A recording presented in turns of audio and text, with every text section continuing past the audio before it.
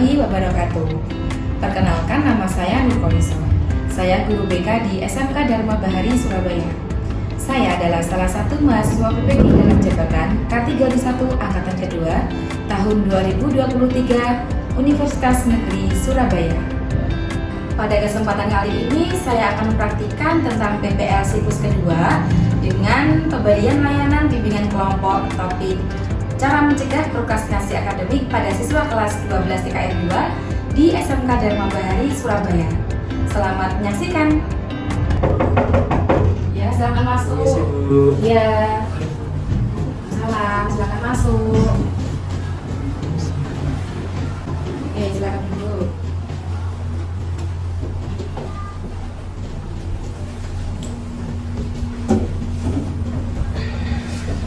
Assalamualaikum warahmatullahi wabarakatuh. Pada hari ini kita akan melakukan bimbingan kelompok. Sebelum kita mulai, alangkah baiknya kalau kita berdoa terlebih dahulu. Siapa yang mau memimpin doa?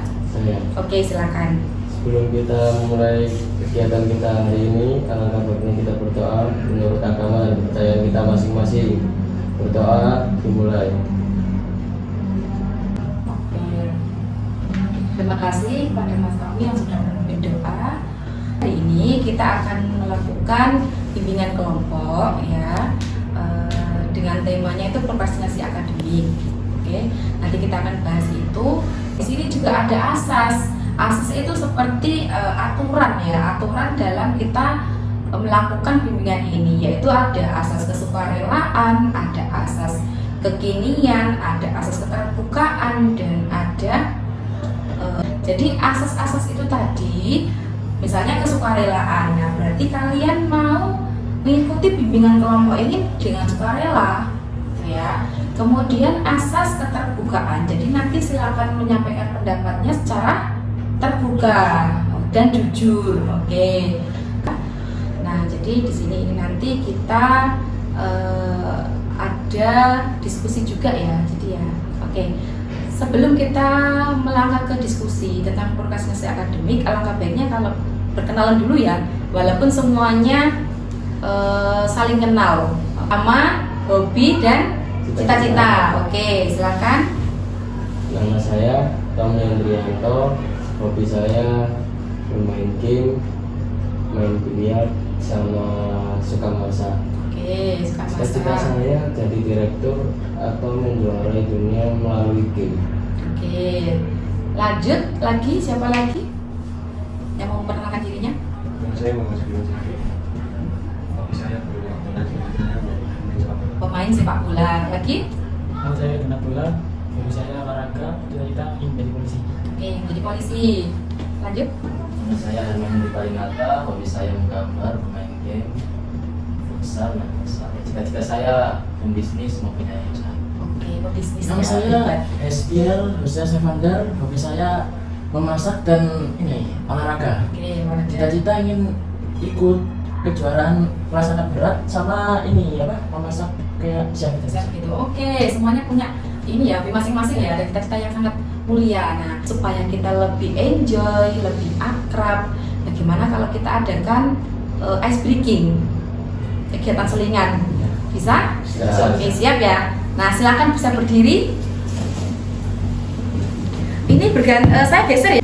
Kalau saya bilang angka yang ganjil, misalnya 135, berarti kalian menepuk pundak teman kalian. Oi, seperti itu. Jadi ini perpanjangannya oi dan ea. Kalau saya menyebutkan angka yang genap 2, 4, 6, berarti kalian bilangnya ea, seperti itu. Ea, gitu ya. Bisa dipraktekkan kalau 1 oi, kalau 2 ea, gitu ya. Jadi yang kompak ya. Oke, saya mulai dari 3. Nah, masih ada yang belum kompak. 4 Ea. 4 Ea. 4 Ea. 3 Oi. 5 ada yang O, ada yang E ya, jadi masih ini ya. Oke, sekarang agak cepat ya. 6 Ea. 3 6 Ea. 8. Oke, sudah bisa lebih santai? Bisa. Oke, kita kembali lagi ya, silakan duduk. Dan di ini kita langkah-langkahnya adalah di sini kita sudah saya sudah menyiapkan 4 kartu. Jadi ada kartu warna biru, warna merah, warna kuning, warna ungu, di mana masing-masing kartu ini itu ada pertanyaan untuk bisa kalian jawab sesuai dengan diri kalian, gitu ya. Jadi nanti secara bergantian menjawab satu dengan yang lain. Jadi satu anak akan mendapatkan masing-masing nanti 4 kartu totalnya, gitu ya. Nah, sebelum dimulai ini kalian sudah siap? Siap. Untuk kita mulai ke tahap inti? Siap. Sudah siap, oke. Topik dalam bimbingan kelompok pada pagi hari ini itu adalah tentang cara mencegah prokrastinasi akademik. Nah, sebelumnya pernah dengar nggak kalian tentang prokrastinasi akademik? Masih awam. Masih awam, belum pernah mendengar? Belum. Atau mungkin pernah membaca di internet mungkin? Belum pernah. Oke. Jadi prokrastinasi akademik adalah upaya atau dengan sadar ya tidak mengerjakan tugas atau menunda-nunda mengerjakan tugas. Itu namanya prokrastinasi akademik. Yang mana ini seringkali dilakukan oleh seorang pelajar. Kan kalian ya pelajar ya. Nah, upaya menunda-nunda ini berakibat apa? Sampai tidak mengerjakan tugas atau mengerjakan tugas tidak sesuai dengan waktu atau terlambat ya. Nah, itu termasuk dalam prokrastinasi akademik. Jadi pada bimbingan kelompok kali ini yang akan kita bahas adalah ciri-cirinya, kemudian faktor penyebabnya, dampak, dan yang terakhir caranya. Ya, itu. Jadi nanti di 4 lembar ini, di lembar yang pertama tentang ciri-ciri, tentang faktor, kemudian tentang dampak dan tentang cara. Oke, kita mulai ya.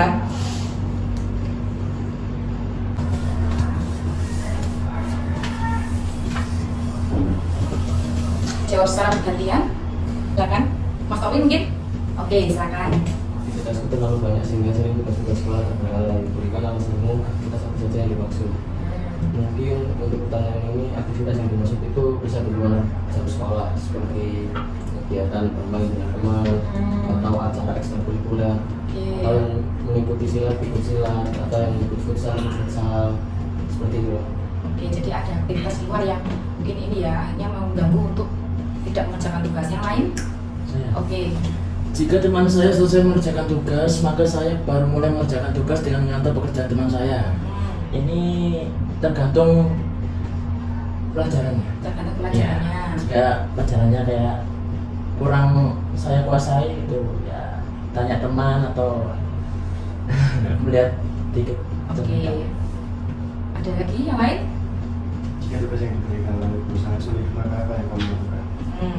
Bisa bertanya sama guru atau sama teman yang sudah bisa itu cara mengerjakan. Oke, bisa bertanya ya. Oke, lanjut. Mas Herman? Jika teman saya selesai mengerjakan tugas, maka saya baru mulai mengerjakan tugas dengan menyontoh pekerjaan teman saya.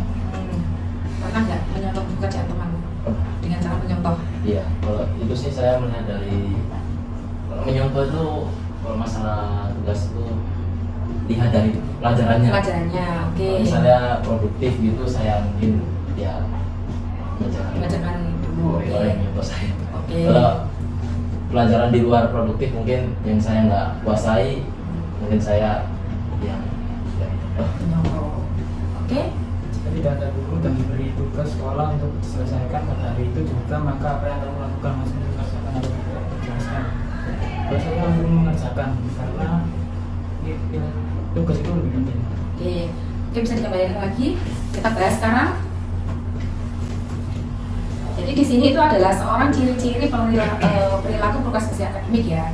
Mulai dari lebih mementingkan menyontoh pekerjaan teman, itu ciri-cirinya. Kemudian tugasnya sulit sehingga tidak dikerjakan. Ini seringkali ya, pernah mengalami ya. Nah, kemudian tugas ini banyak aktivitas di luar yang membuat tidak mengerjakan tugas. Oke. Kemudian tugas tidak terselesaikan sesuai dengan waktunya. Nah, ini termasuk di ciri-ciri. Kira-kira kalian seorang prokrastinator apa tidak? Atau kadang iya, kadang tidak, Bu? Atau seperti apa? Kadang iya, kadang tidak. Kadang iya, kadang tidak. Oke. Oke, lanjut. Ini di kartu yang kedua, ini yang kita bahas adalah tentang faktor penyebabnya. Ya, ini bisa lihat lagi.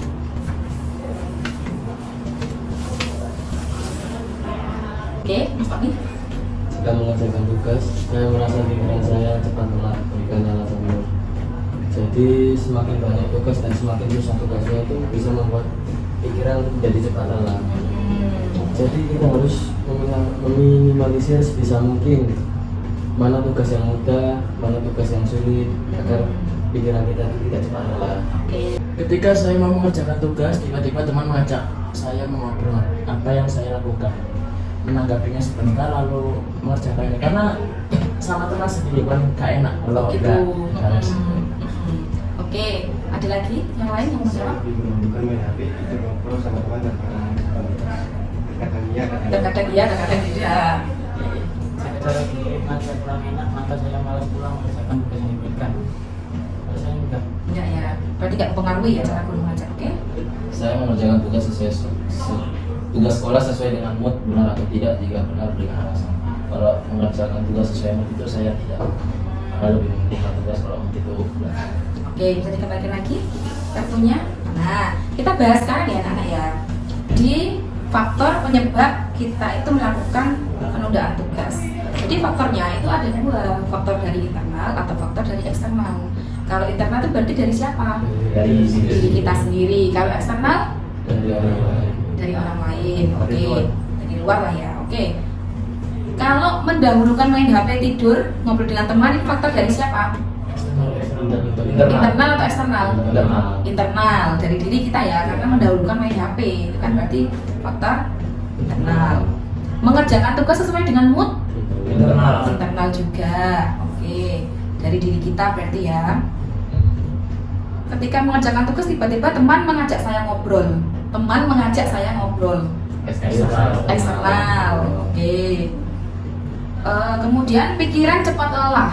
Internal. Oke. Cara guru mengajar kurang enak? Eksternal. Oke, pintar-pintar semua ya. Selanjutnya ya di kartu yang ketiga. Ya silakan diambil sendiri. Oke. Dibuka kembali. Siapa nih? Yang mau duluan? Oke, Sakit. Menurut pendapatmu, jika siswa sering tidak mengerjakan tugas, maka apa saja dampaknya?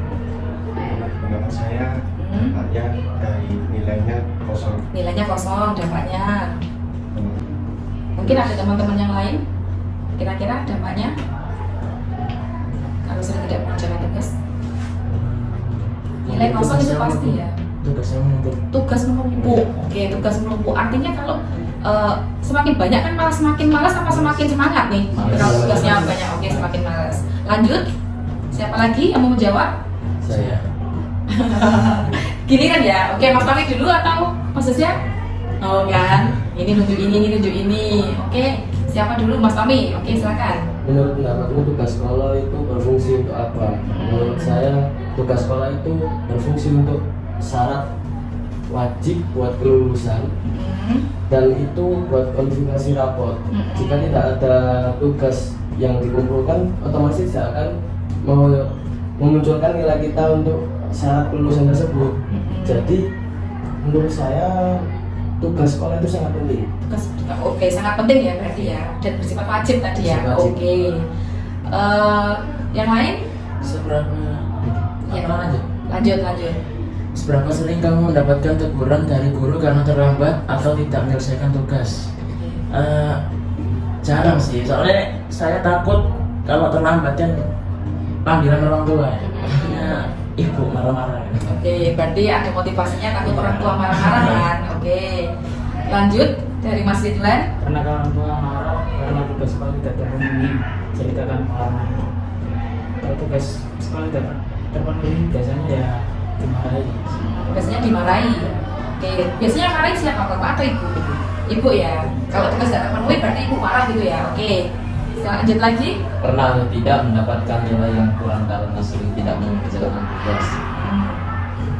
Kalau masalah tugas sih ya itu tadi tugas dari luar pelajaran produktif mungkin itu jarang Terutama apa? Mungkin di mapel apa gitu? Kalau saya sih kalau boleh jujur di matematika. Matematika. Mungkin semua juga pernah nih Iya. matematika, oke, itu kayaknya dari dulu ya, dari zaman saya juga itu pelajaran yang dirasa sulit ya. Lanjut.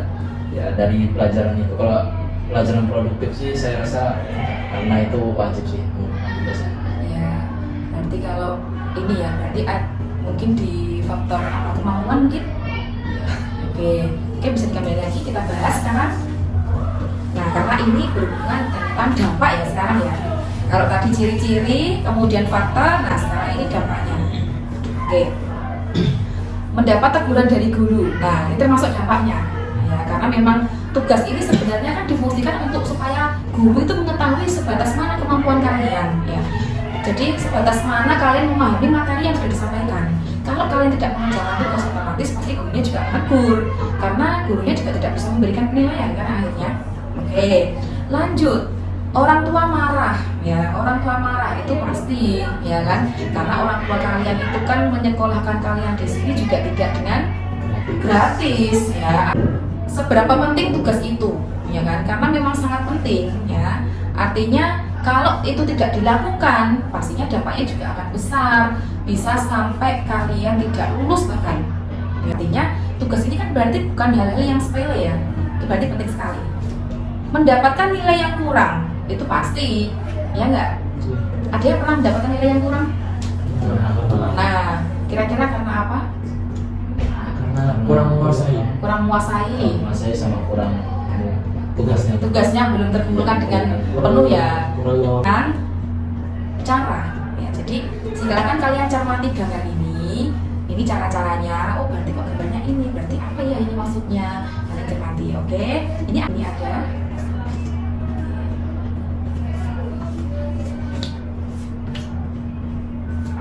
Silakan bisa diambil. Oke. Nah, ini saya dua ini berarti ya. Dapat nomor berapa? Itu saya beri nomor ya. Satu, dua siapa? Dua, tiga, 4, 5 berarti. Soalnya di sini 6 dan 7. Oke. Sekarang kita membahasnya tentang cara ya, anak-anak ya. Oke. Cara dalam menghindari prokrastinasi akademik atau menunda-nunda tugas. Cara yang pertama adalah, silakan. kesadaran diri.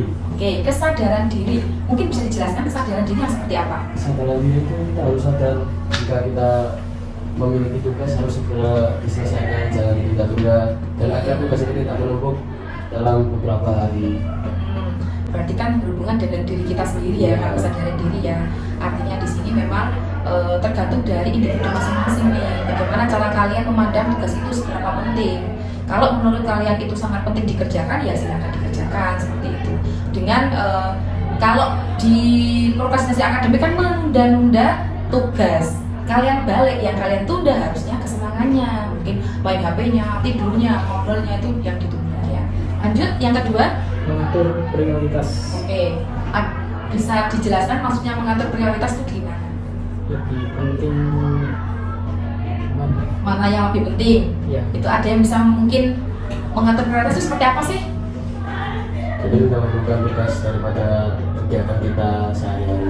Oke, jadi kalau mendahulukan prioritas itu maksudnya adalah kita harus tahu mana yang lebih dulu ya kan dikerjakan, mana yang nanti-nanti ya kan. Cuman fakta yang ada kadang-kadang mana yang wajib itu malah ditunda, mana yang apa yang tidak wajib itu malah yang dikerjakan duluan ya kan. Misalnya Pembagian tugas. pembagian tugas, bisa dijelaskan maksudnya? Seperti kayak mengatur ya tugasnya tuh yang mau diselesaikan apa dulu gitu ya. Betul. Dari guru A ada tugas, guru B ada tugas, nah mana dulu yang gampang sih ya. Oke, Kerjain seperti apa? dulu.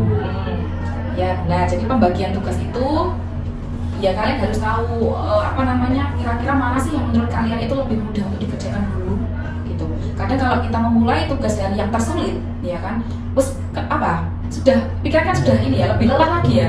Aduh, baru soal di pertama, aduh kok angel sih.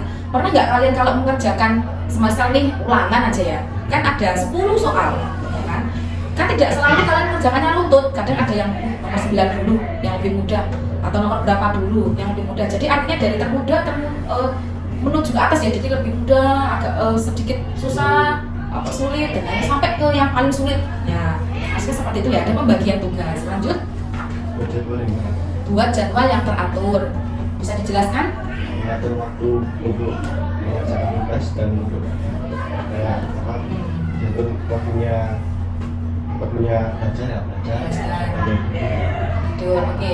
Jadi sebenarnya Mas, waktu belajar itu tidak harus kok kalian itu lama sekali gitu. Yang penting konsisten ya. Jadi lanjut.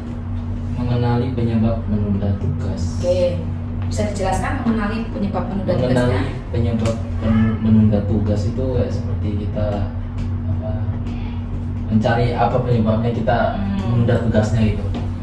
Kayak seperti kita tunda tugas kita itu kayak kita lagi mentingin urusan gitu kayak tadi.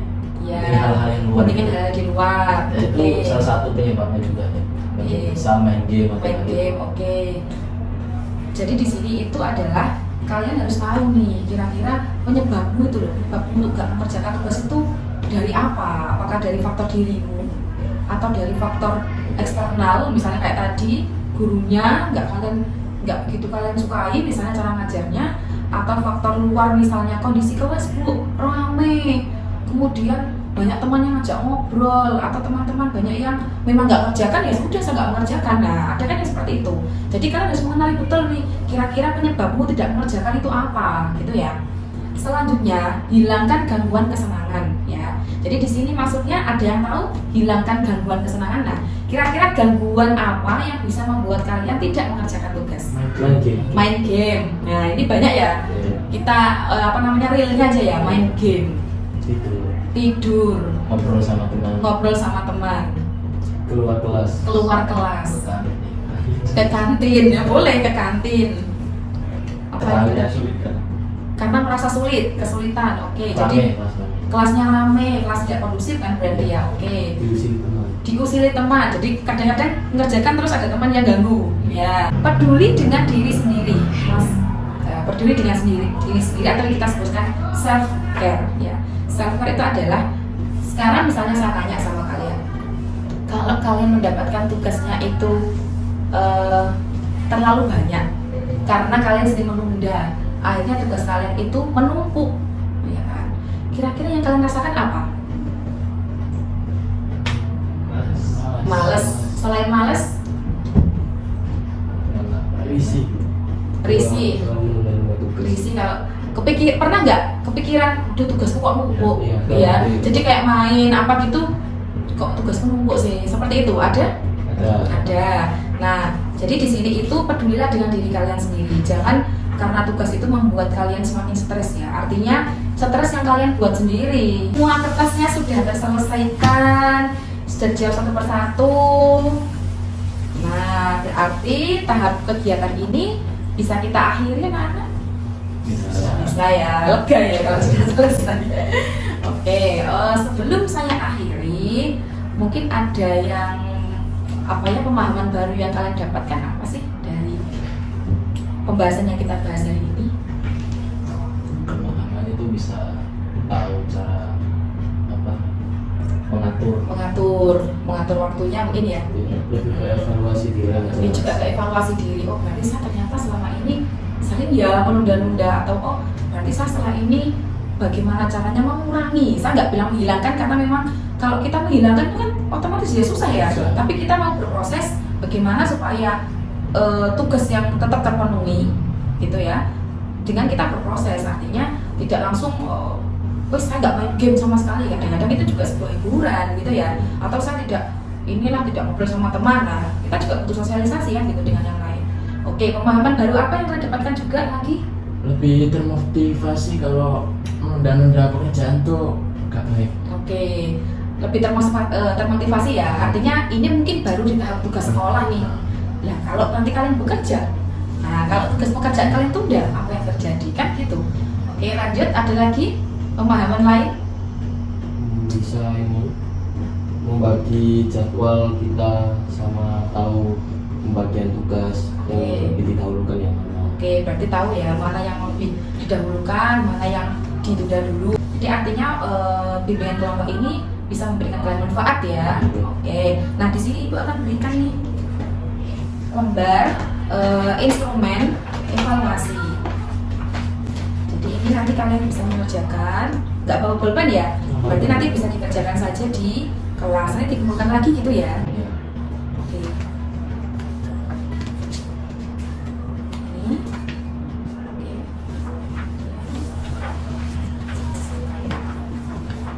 Nah, gambarnya pertama itu nanti tinggal diisi aja ya, ada skornya 1, 2, 3, 4 ya. Jadi semakin nilainya tinggi bahkan semakin berarti kalian menyetujui itu. Di lembar yang kedua ini adalah ada tugasnya. Jadi misalnya tugas apa, ini tenggatnya 1 minggu. Kalau di yang kedua tenggatnya 1 minggu. Kemudian untuk yang instrumen evaluasi hasil, ini langsung kalian centang-centang saja ya sesuai dengan nilai kalian. Yang terakhir adalah kepuasan peserta didik terhadap pelayanan bimbingan kelompok, ini juga diisi. Ya, nanti kemudian bisa dikembalikan lagi kepada saya, gitu. Bisa dipahami. Kalau sudah selesai semuanya, kalau tadi dimulai dengan doa, sekarang diakhiri lagi juga dengan doa. Oke, siapa yang mau doa?